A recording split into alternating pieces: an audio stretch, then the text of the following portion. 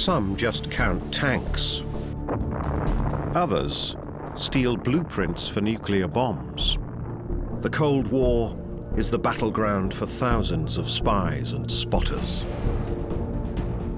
Both sides collected intelligence in order to avert what was considered to be a looming war. The secret services have few scruples when it comes to procuring intelligence. They pay for acts of treason which may spell death for those exposed. Do I have an awareness of blood guilt? No. No, I didn't. They were spooks with a license to spy. The men of the Allied military liaison missions in Germany were at the forefront of the intelligence war between East and West. Yet even today, hardly anything is known about their feats. No other Western intelligence service got as close to Soviet military equipment.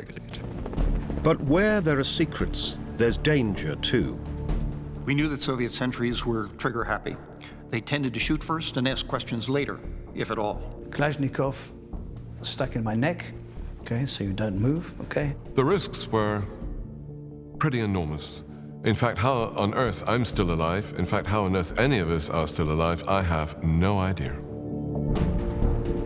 They were friends, and I understand what it takes to lose a friend, a close friend, for this matter.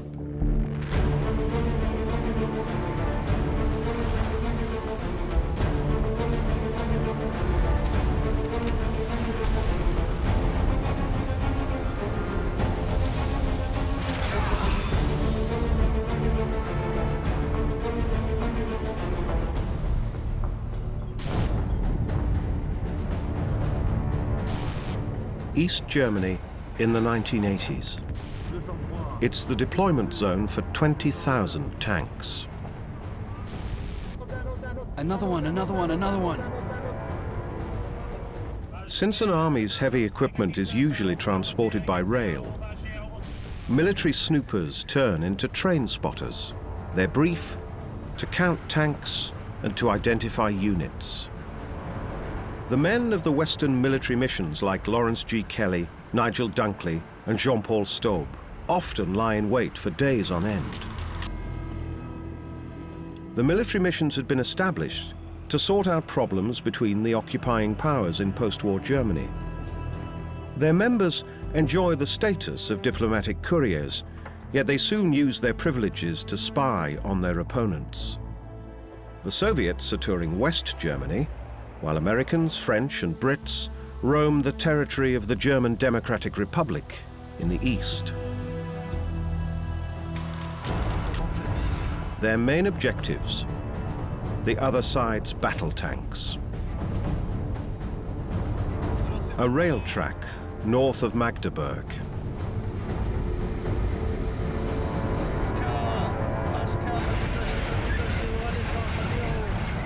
As the memories come back, Kelly, Dunkley, and Staub decide to steer their veteran off-roader to the nearby town of Barleben.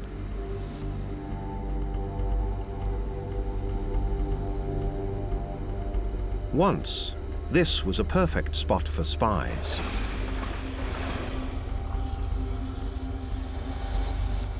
On some days, you could easily watch half a dozen trains going by, as an armored division was either leaving for an exercise or returning. To Western snoopers, Barleben was a key location. From here, the rail track leads directly to Letzling Heath.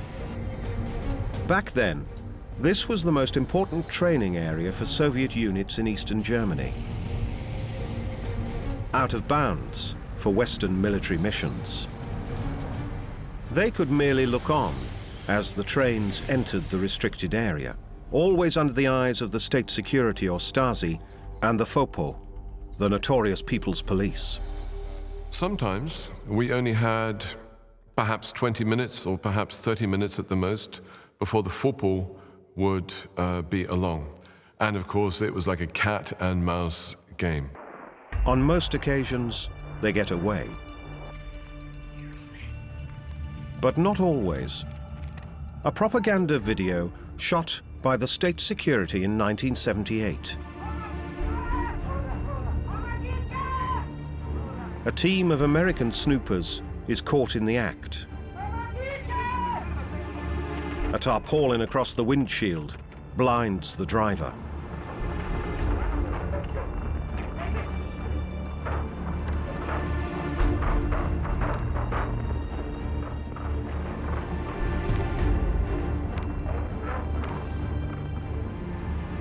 A Soviet jeep cuts off the retreat of the mission car. Its occupants surrender. The license plate of their car is recorded, and their spy tools are displayed for the camera. The missions are a nuisance for the East German government. Walter Ulbricht, the chairman of the State Council, accuses them of espionage.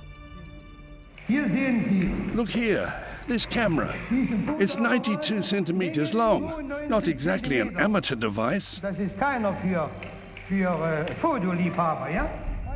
To Ulbricht, it's evident. The missions are reconnoitering targets for an offensive war. At least that is his interpretation of the maps they have seized. This merely confirms that the representatives of the US mission were especially interested in the areas of their envisaged military thrust.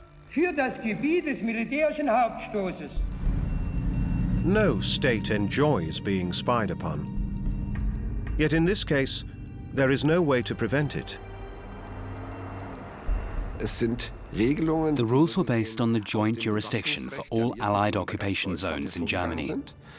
Therefore, Ulbricht had to accept that East Germany couldn't act as a sovereign state in these matters and had no legal authority to prohibit this kind of espionage. In 1960, espionage is but one problem for the East German state. There is a virtual exodus of its citizens towards the West. The very existence of communist Germany is at stake. In 1961, its leaders decide to stop the bloodletting by erecting a wall. They don't care about the human suffering that will be caused by the partition of Germany. The Western powers accept the wall as unavoidable. In 1963, US President John F. Kennedy visits West Berlin. 9 months before, the Cuban Missile Crisis had brought both sides to the brink of a nuclear confrontation. But the most perilous days of the Cold War seemed to be over.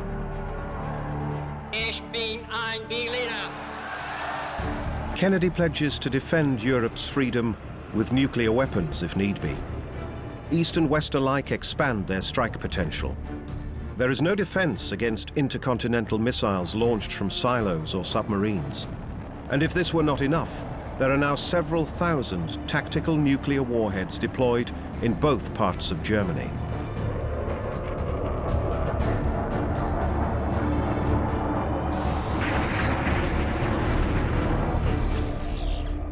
Rod Saar, a Royal Air Force officer with the British military mission, lies hidden in the dark when a pair of headlights approach.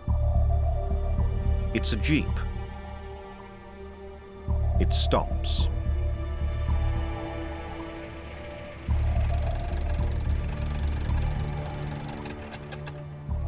A Soviet soldier is checking the barbed wire. The slightest noise may give Saar away.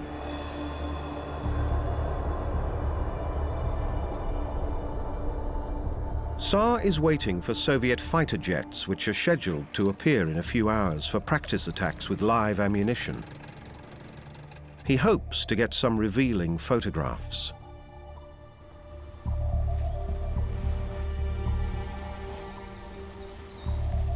Back then, in the early 70s, Saar has a reputation as a cool, calculating daredevil.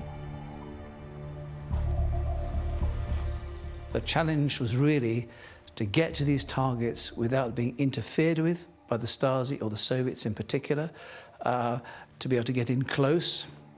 So those were the kind of challenges you faced. But experience was an issue, so it took time to gain confidence and understanding of the terrain. Saar and his companion intend to hide directly beneath the jet's lane of approach. At daybreak, their cover must be perfect.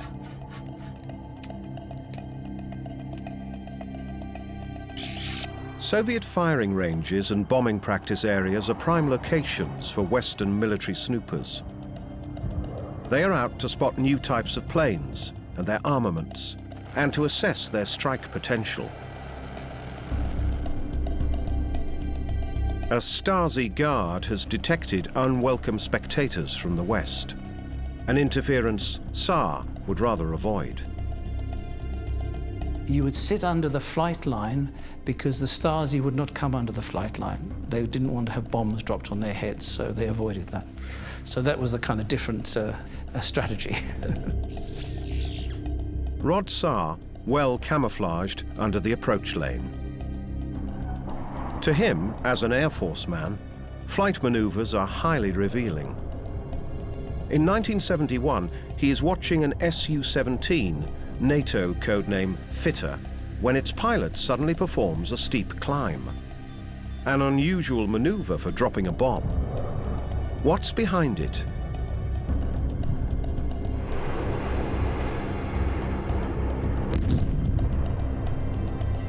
Astonished, Tsar continues to observe the plane. So the aircraft flew in at about 400 feet, low level, and then it goes into a steep climb up to sort of 2,000 to 3,000 feet, and then towards the top of the climb it releases the bomb, which actually then is thrown forward. It then, in fact, in the end rolls out and flies off at high speed. So it was simulating a tactical nuclear attack. And here actually is the simulated nuclear weapon underneath the aircraft. It was the first time that we had seen that, and it indicated the capability for tactical nuclear strike by the Soviets. Even when the target practice is over, the range itself can be full of interesting finds. Parts of projectiles may indicate their caliber or the use of new metals. One day, Tsar comes across a bomb in the shrubs, a dud. Obviously, the propeller of the detonator had malfunctioned.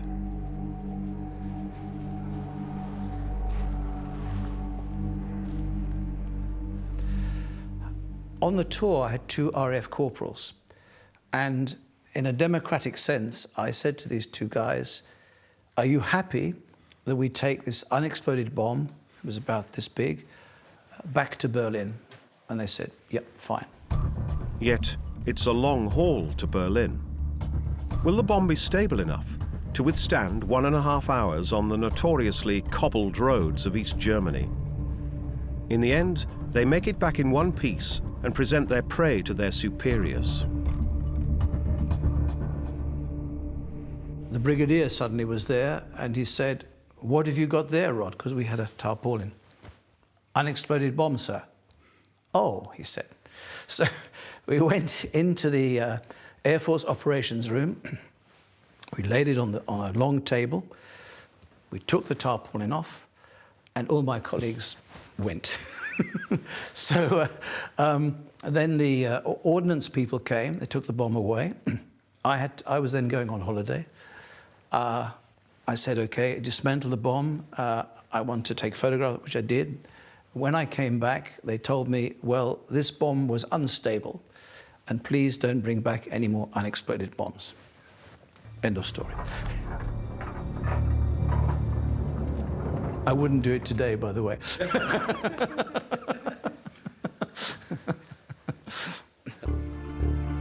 Tsar doesn't think of himself as a spy.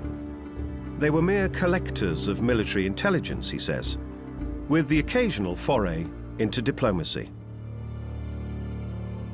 As in April 1966, when a Soviet jet crashes into a lake in the British sector of West Berlin.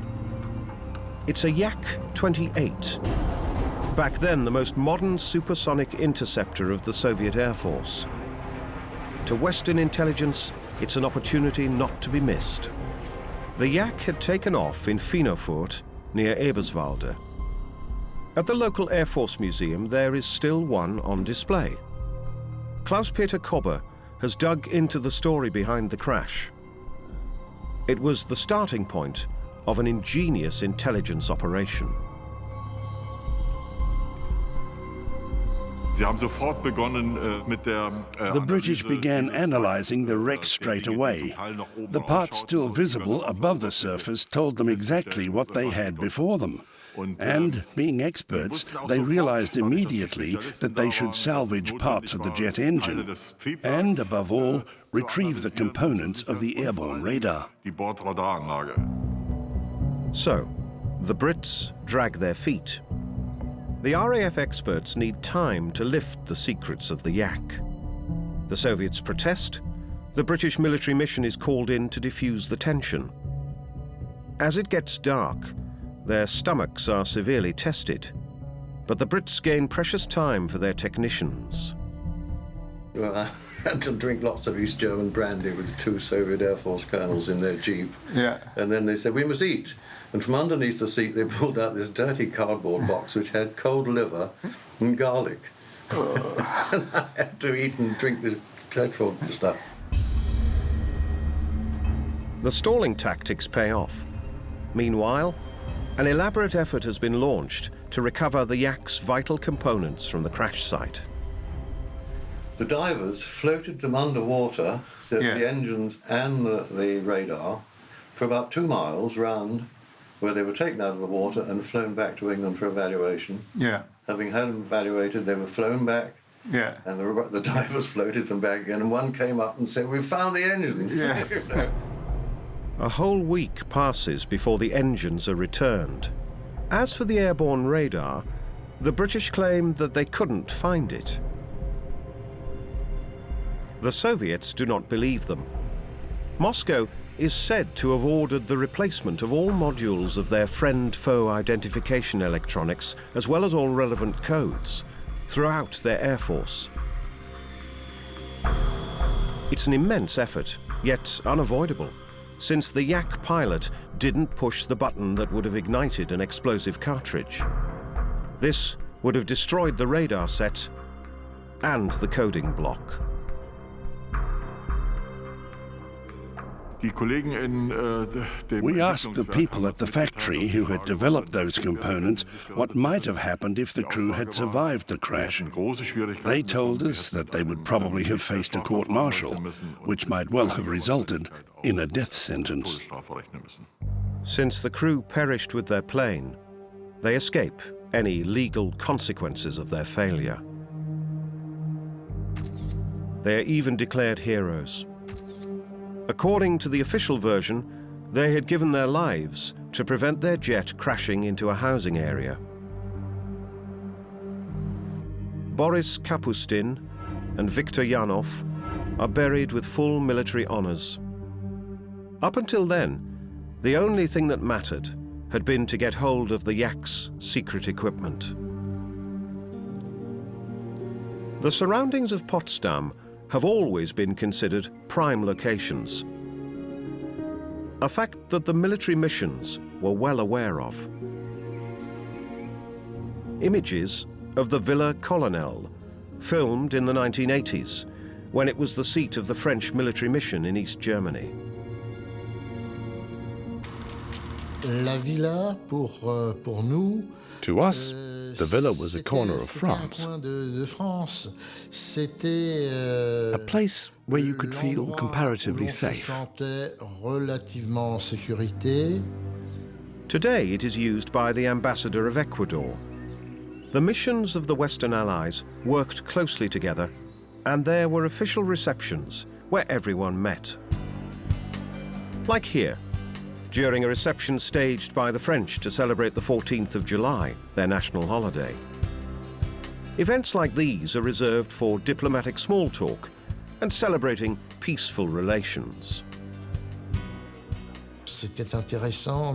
It was interesting to observe the Soviets from up close. I was very impressed by how much they could drink.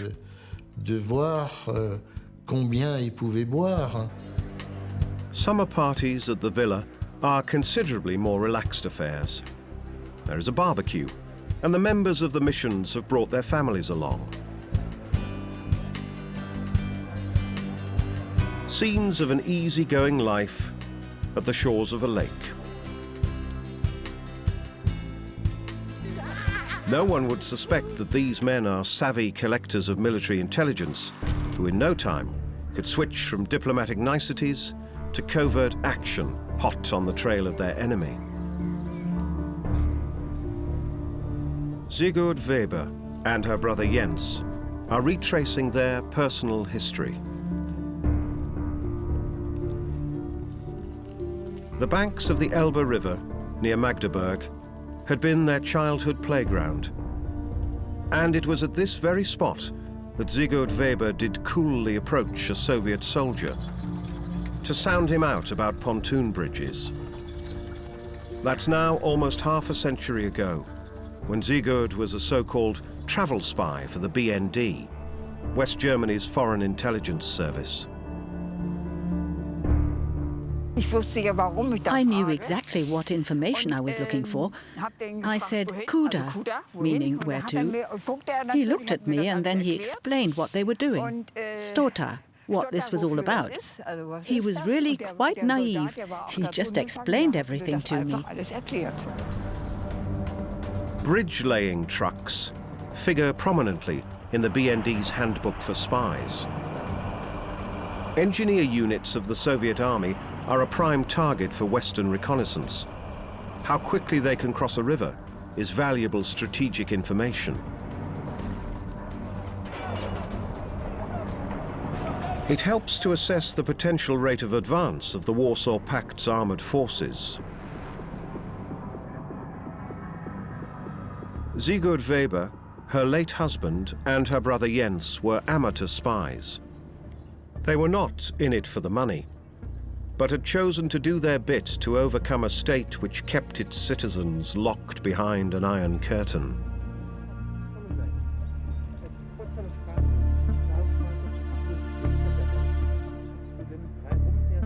In 1954, Sigurd Weber and her future husband left East Germany and settled in Hamburg.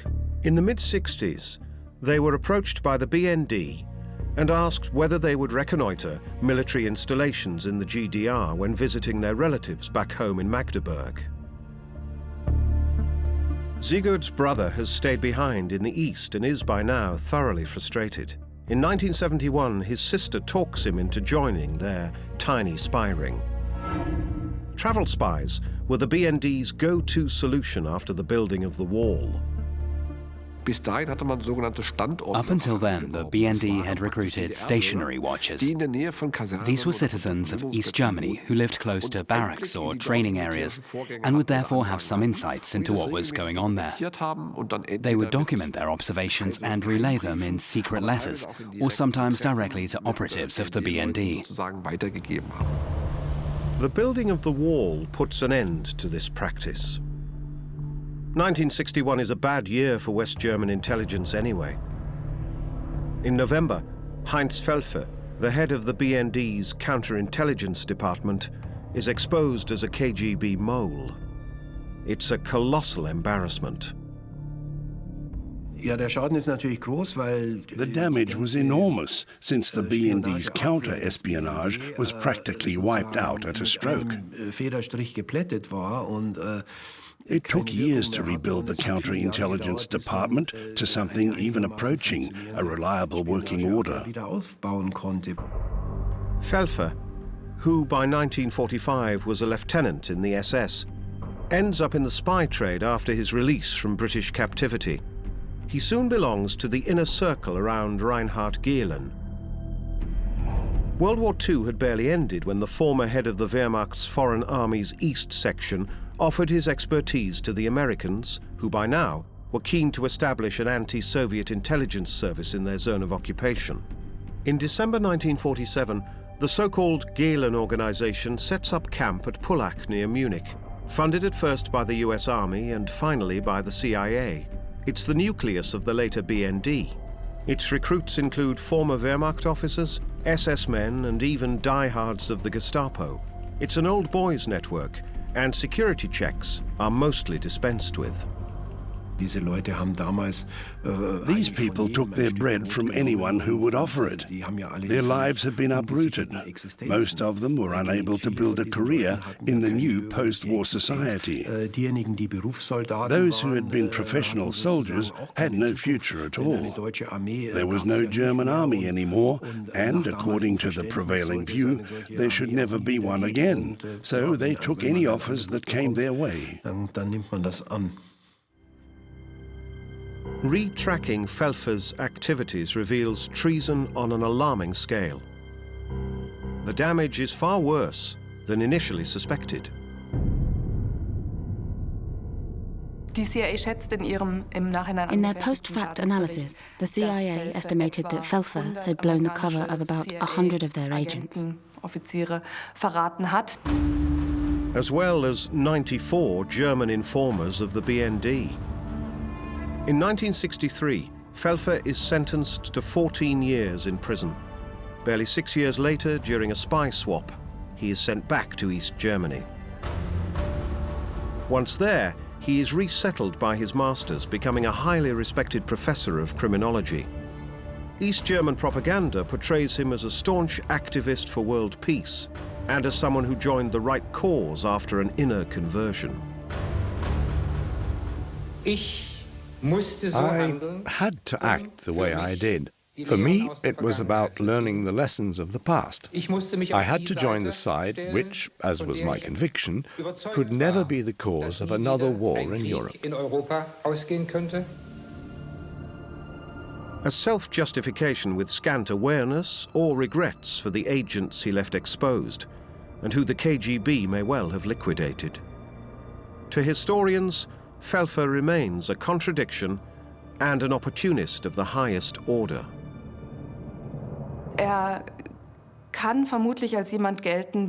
Presumably, he just sold himself to the highest bidder. He was a classic turncoat. To him, status was immensely important, the recognition he got.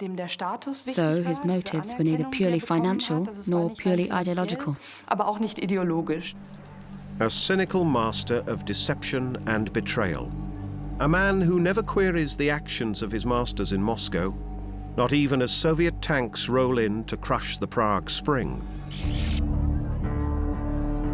In August 1968, Moscow smashes any hopes of socialism with a human face in Czechoslovakia.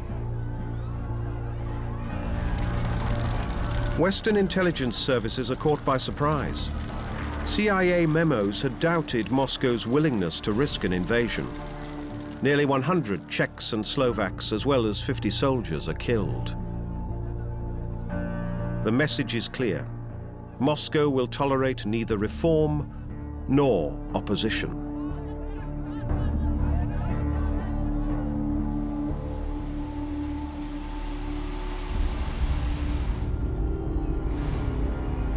An armored recovery vehicle of the East German Army, built on a chassis of a T-72. Time for some tank nostalgia on the grounds of former Soviet barracks near Magdeburg. An armored personnel carrier, the type Lawrence G. Kelly, Nigel Dunkley, and Jean-Paul Staub, once spotted by the hundreds.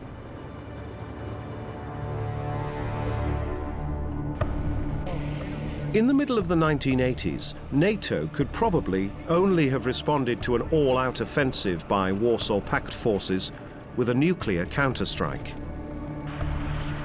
The new T-80 was a formidable weapon, a prime target for military snoopers, and a most dangerous one.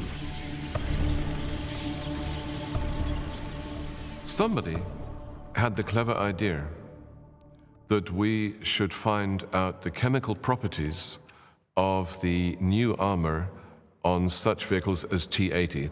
Simple. They just said, it's okay, just scrape the paint away and then take a diamond cutter. I still have one, I still have mine. Sorry about that, I still have mine. Take a diamond cutter and then scrape a sliver of the metal away from the front glasses plate of the tank, and then put it in a container and then take it home. In theory, at least. Yet then, as now, fortune favors the bold. A British soldier on a Soviet tank. A photograph displaying secret technology with an apple showing its comparative size. A T-80 with a new kind of reactive armor, small boxes containing explosives which were intended to blow up any oncoming projectiles before they impacted. One of our exceptional tour NCOs, displaying a great deal of presence of mind and decisiveness, clambered onto the train, removed a small box of explosive reactive armor from a T-80, then quickly dismounted, re-entered the vehicle, and the tour sped off to West Berlin. It's a significant coup in the arms race between East and West. 1970, a military parade in Magdeburg. Jens Lech and Sigurd Weber are on a mission from the BND, counting military equipment. We'd been told to be on the lookout for missile vehicles. There weren't many to be seen, but we managed to spot some. They were all tracked vehicles with different configurations. We'd been trained to register if they were old or new, what type of tracks they had or how many axles. Monitoring the strength of the other side's forces is Cold War routine. Yet, numbers alone won't do when assessing the potential enemy's capabilities. To get a clear picture of his combat readiness, it takes observers on the ground. The city of Magdeburg is of special interest for Western intelligence. It's the headquarters of the 3rd Soviet Army. For travel spies, a ride on Magdeburg's streetcars is one of the safer ways to get a glimpse into Soviet barracks. That's line 6. I told you. It's still running. Line 6. The line is still operating. The barracks have long since been demolished. There was just a short stretch at the turning bay up there where you could look inside, but only if you were standing. The Webers have been thoroughly trained for this kind of covert observation. They are not to take any notes. One of them will inconspicuously observe what's happening inside the barracks, while the other keeps watch for any security officers among the passengers. An ever-present risk back then. The state security, Stasi for short, had planted a ring of unofficial informers around any military object. They would count, photograph or film whatever went on. Anything that might be suspicious is recorded, even if it is only a car with a Western license plate. Taking photographs near military installations is strictly prohibited. Even passers-by are scrutinized. A mother with her buggy might be a spy, or a daughter taking a walk with her father while on a visit from the West. This way, dozens of travel spies were caught in the act. Sigurd Weber and her brother Jens are arrested in April 1978. Her husband didn't come along this time and is spared the ordeal. It has never been precisely established how their cover was blown. Sigurd Weber suspects a mole within the Federal Intelligence Service. Her brother presumes that the state security had cracked the address they had used to keep in secret contact with their controller at the BND. The day we intended to leave, my car was damaged, so I drove to the police headquarters to get a complaint for my insurance company in Hamburg. When I was stopped on the way, I naturally thought it was because of the damage to my car. Some windows were broken, a side mirror had been ripped off. so I thought they had stopped me because of that. I had to leave my car and hand over my keys. I was coaxed into a Wartburg. The doors were locked at once. And there I was, sitting between two female constables. I refused to believe it at first. But then I thought, this is it. Days of interrogation follow. There is no use denying the charges. The Stasi already has proof. For Sigurd Weber, it suddenly becomes clear. Her controller's assurances that they need not expect any trouble had been nothing more than words. When my brother got 15 years, I said, well, that'll be life for me. But my interrogator said, no, we also chop off heads. Sigurd is spared the worst. Yet even a life sentence comes as a shock. She is unaware of any agent swaps and must face the prospect of life in prison.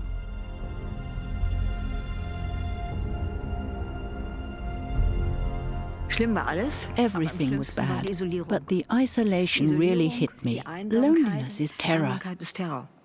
In retrospect, that was really the worst.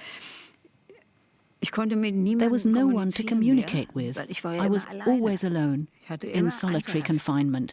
And they knew that you can break a person's psyche like that. She is released after 3 years, thanks to another spy swap. The following year, her brother is sent back to the West. The Webers were hunting for the tiniest parts of the overall puzzle, mere ants in the vast world of global espionage. But there are times when a single agent can undermine the security of a whole nation. The treason committed by John Anthony Walker is considered to be so devastating that, after his exposure, he spends the rest of his life in prison. He dies in 2014, in the 30th year of his confinement. Walker begins his career in the US Navy and is trained as a wireless operator. He is then posted to the headquarters of the Strategic Submarine Fleet. While he is only a tiny cog in the communication network of the world's most powerful navy, he now has access to the most sensitive information.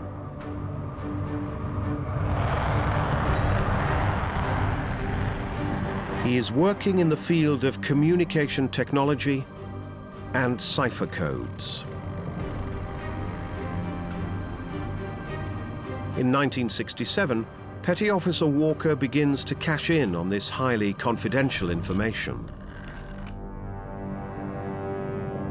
To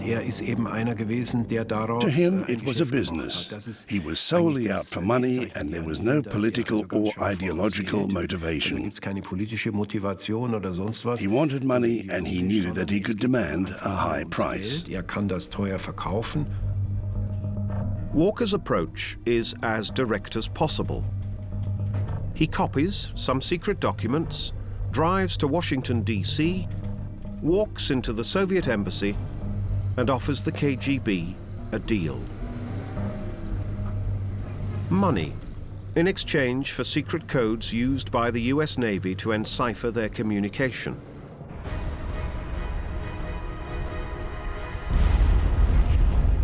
To the Soviets, it's a goldmine. They will be able to trace exercises of US Navy units, analyze overall strategies, and collect data about weapons systems on board. From now on, the Soviets will be listening in. And what's more, Walker also enables Moscow to pry into the holy grail of the Americans' nuclear arsenal, the operations of their strategic submarines who are prowling the depths of the oceans along secret routes, ready to launch their nuclear missiles.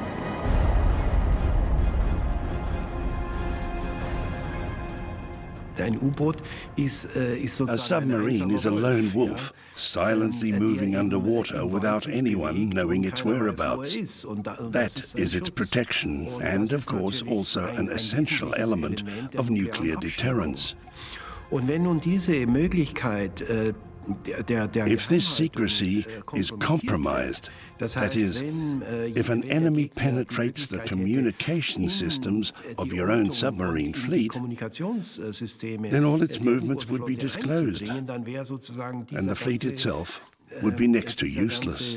Schleier weggezogen und die U-Boot-Flotte wäre nahezu nutzlos.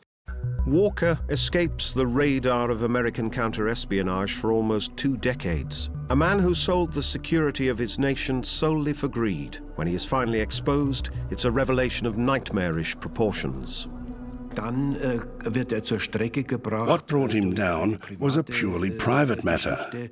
His ex-wife, they divorced in 1976, feared that he would entangle their adult children in his spy business. And so she rang the FBI. To her, it was bad enough that her husband was such a nasty piece of work, but as she said, at least I won't let my children go to the dogs. Aber meine Kinder lasse ich hier nicht vor die Hunde gehen. For her son Michael, however, it's too late.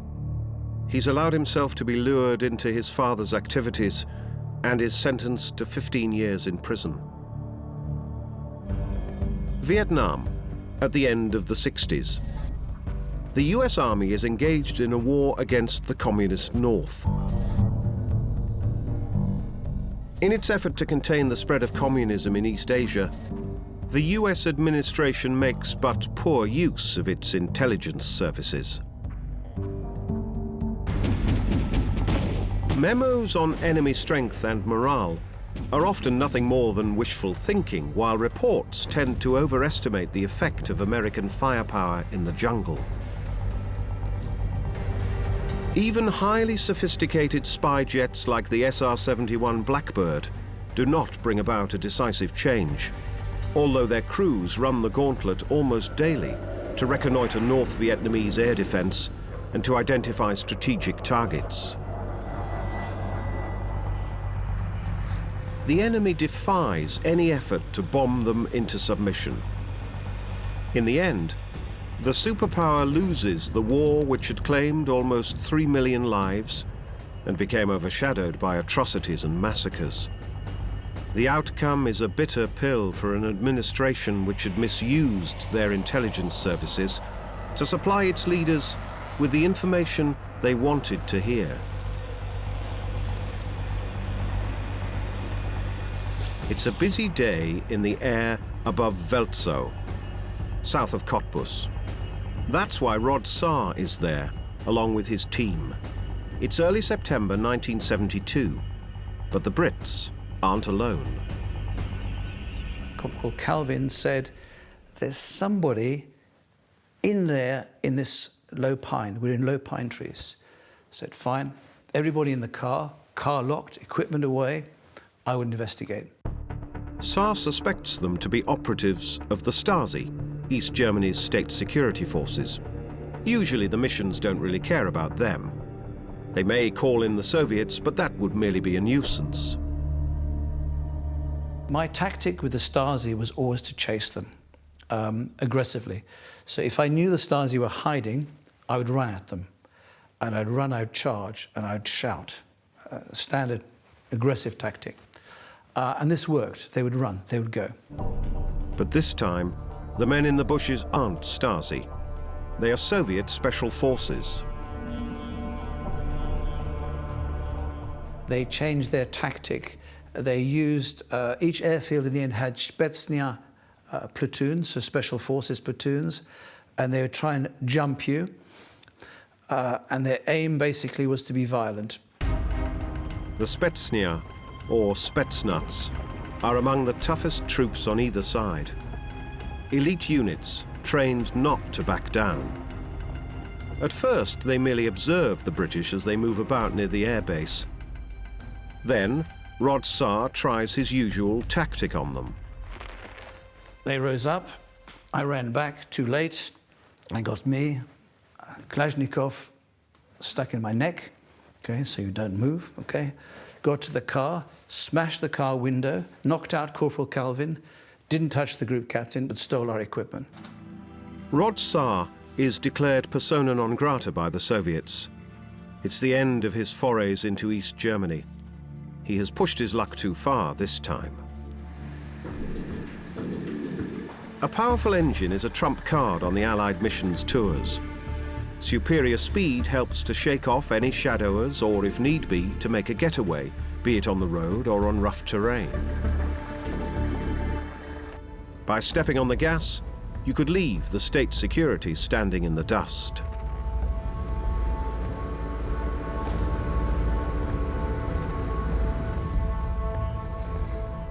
Burkhard Mielke was among those who often came out on the losing end of such encounters. During the 1980s, he works for East Germany's Directorate for Counterintelligence. At times, they were speeding along at up to 220 kilometers per hour. With our Wartburgs and Ladas, we didn't stand a chance. The specially modified mission cars have a range of 1,000 kilometers, whereas a Wartburg would have to refuel twice to cover that distance. Stasi photographs of a mission tour filling up, showing the size of the additional tank. Cool and composed, these Allied mission officers channel the nonchalant spirit of the Easy Riders. Protected by their status and horsepower, while their Eastern shadowers record their activities on film. Later on, we gave up chasing after them and set up reception committees instead. The missions must now reckon with Stasi units lying in wait along their tour. Their opponents know from experience where and when the Western snoopers will most probably show up. Every directorate was trying to impress the ministry. We said, today is the big day. We'll capture a mission car, get hold of their equipment, and teach them a lesson. Every unit wanted to be the first to achieve this, and so we came up with a few ideas of our own.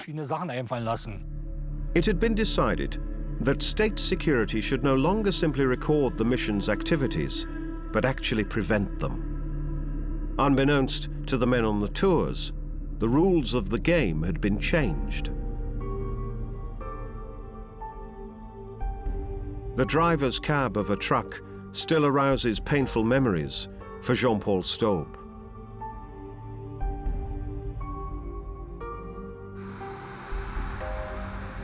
To this day, it reminds him of an incident overshadowing his years as a tour officer for the French military mission.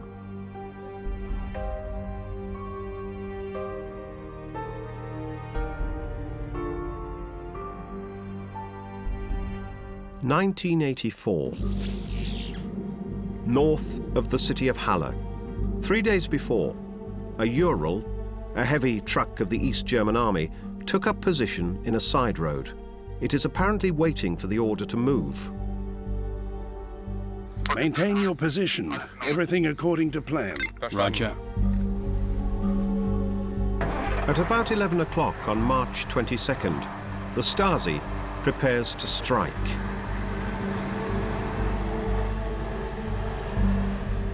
Its target, a car of the French military mission on its way to observe a major exercise of the Warsaw Pact forces in East Germany. Jean-Paul Staub is riding in the back. We did notice an army jeep coming up from behind. It seemed like he was intending to chase us. But we were in front, so we sped up a bit, and under normal circumstances, we would have got away.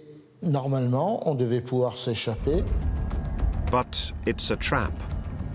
Suddenly, there's a truck ahead of them. It's the Ural. And it's behaving in a most threatening manner.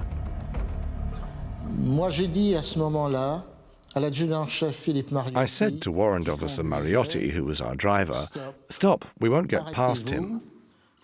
But I may not have been forceful enough. Anyway, in critical situations, it's the driver who knows best which decision to take. C'est le conducteur qui est celui qui peut le mieux prendre les décisions. Both drivers step on the gas. The soldier in the Ural is determined to block the French car, come what may. The result is a fatal crash. Stills from the accident filed by state security. Et je dois dire, il aurait presque réussi. The truth is, Mariotti nearly made it. 1 or 2 seconds earlier, and we would have got past the truck and sped off towards Halle. Il n'y est pas parvenu. But sadly, it wasn't to be. Mariotti died on the spot. Moi, j'ai été très gravement blessé. I was severely injured, and our third man, Warrant Officer Blancheton, had a broken shoulder. L'adjudant Blancheton a été blessé grièvement. Il a eu l'épaule cassée. The strike against the French had been elaborately planned. No less than 3 trucks had been positioned ahead of the French vehicle with a view to catching them red-handed in their illicit activities.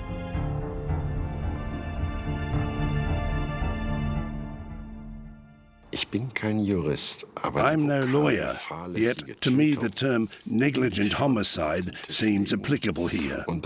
They obviously knew someone might get killed, yet they went ahead regardless. After all, the cars involved weren't little Trabants made of plastic, but heavy trucks. Philippe Mariotti acted on his driver's instinct, as he had done many times before. For once, he misjudged the situation. The French government tries to keep the incident out of the headlines. Both sides are pursuing a policy of military de-escalation. The death of a soldier must not get in the way of international diplomacy. He was buried discreetly, without military honours. An ignominious end to the life of a soldier. The garden of the former French military mission in Potsdam. In remembrance of Warrant Officer Mariotti, a memorial stone has been laid. His comrades leave their wreaths at the site of his death. An act that, too, is duly recorded by state security cameramen.